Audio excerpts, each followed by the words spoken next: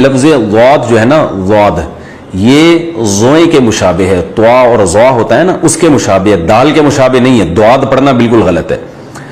اس پر مفتی رشید احمد صاحب نے احسن الفتاوی کی دوسری جلد میں پورا ایک رسالہ لکھا ہے، اس پہ بہت زبردست دلائل دیے ہیں اس پہ کہ یہ زوئے کے مشابہ ہے، دال کے مشابہ نہیں ہے۔